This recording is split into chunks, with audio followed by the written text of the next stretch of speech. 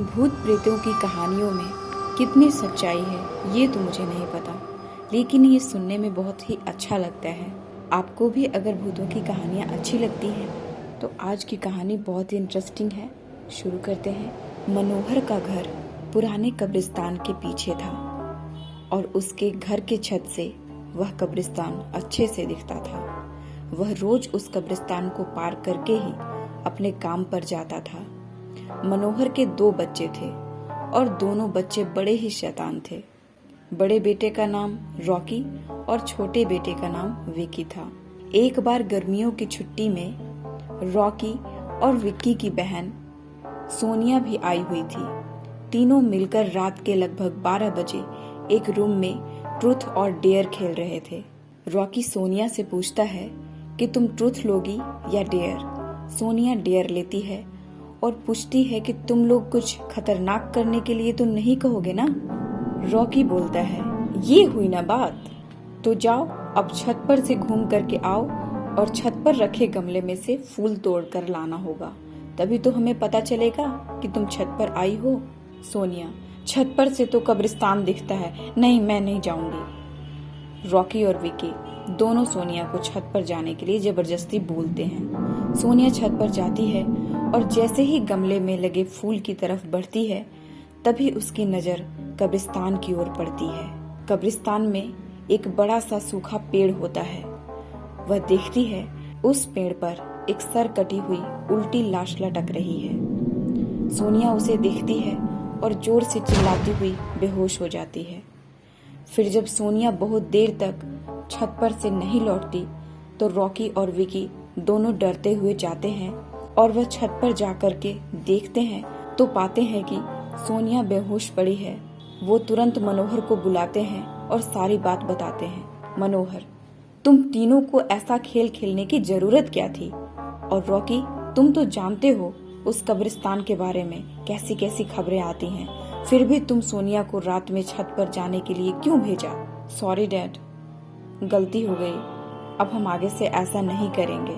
मनोहर, और फिर कभी दोबारा ऐसा किया तो तुम दोनों को उसी कब्रिस्तान में छोड़ आऊंगा। अच्छा सोनिया बेटी, ये बताओ तुमने वहाँ ऐसा क्या देख लिया था कि तुम वहीं बेहोश हो गई? सोनिया सहमी हुई हालत में मनोहर को सारी बात बताती है कि उसने क्या देखा। मनोहर ने उस कब्रिस्तान के बारे में ऐसी खबरें पहले भी सुनी हुई थी, इसलिए वह सोनिया को डांटता नहीं है और बच्चों को संभल कर रहने की सलाह देता है। एक दिन मनोहर को काम से छुट्टी मिलने में देर हो जाती है और उस दिन उसे ऑटो भी नहीं मिलता है। वह पैदल ही घर की ओर चल पड़ता है। इधर विकी और रॉकी दोनों आपस में बात करते हैं। रॉकी, विकी तुम्हें क्या लगता है सोनिया ने जो कहा वो सच है? मुझे तो लगता है कि वो सिर्फ बातें बना रही है, वो उसका भ्रम होगा। विकी, अरे नहीं भाई, तुमने उसकी हालत देखी नहीं, एक दिन भी और यहाँ रुकने को तैयार नहीं हुई। मुझे लगता है कि उसने सच में कुछ देखा होगा। रॉकी, चलो हम कब्रिस्तान में जाकर खुद ही देख लेते हैं। विकी, अरे भाई तुम पागल तो नहीं हो गए हो? मुझे अपनी जान बहुत प्यारी है, मैं कहीं नहीं जाऊंगा और तुम भी मत जाओ। विकी के मना करने के बावजूद रॉकी नहीं मानता है और वह अकेले ही कब्रिस्तान की ओर चल देता है। कब्रिस्तान का दरवाजा खोलता है और अंदर चला जाता है। वह उस पेड़ की ओर देखता है जिस पर सोनिया को सर कटी हुई उल्टी लाश दिखी थी।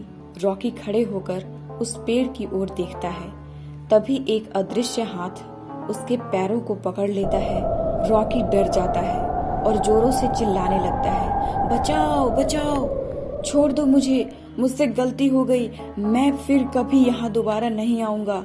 दूसरे कोने पर एक कब्र होती है जो कि खुली हुई होती है, उसके ऊपर खून लगा होता है। वह अदृश्य हाथ रॉकी को खींच कर लाते हैं और उसे उस कब्र में ढकेलने की कोशिश करते हैं। रॉकी चिल्लाता है, छोड़ दो मुझे, मुझसे गलती हो गई, मैं फिर यहाँ कभी नहीं आऊंगा, मुझे मत मारो, मुझे जाने दो। मनोहर काम से पैदल घर पहुंचने वाला ही होता है। जैसे ही वह कब्रिस्तान से गुजरता है उसे रॉकी की आवाज सुनाई देती है, मनोहर, ये क्या? ये तो रॉकी की आवाज लगती है, ये तो कब्रिस्तान से आ रही है, मुझे जाकर देखना चाहिए। मनोहर कब्रिस्तान में चारों ओर देखता है, लेकिन रॉकी कहीं नहीं दिखाई देता। वह घर लौटकर आ जाता है और विकी से पूछता है कि रॉकी कहाँ है। विकी, पापा, मेरे बार बार मना करने के बावजूद भी रॉकी कब्रिस्तान में चला गया। वो जानना चाहता था कि सोनिया जो कह रही थी वो सच है या नहीं।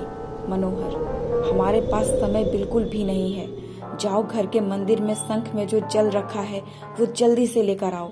हमें रॉकी को खोजने कब्रिस्तान जाना पड़ेगा। विक्की वो जल लेकर आता है। मनोहर और विक्की कब्रिस्तान में जाते हैं। मनोहर जल छिड़कता है, फिर उसे किसी के घसीटने का निशान दिखाई देता है।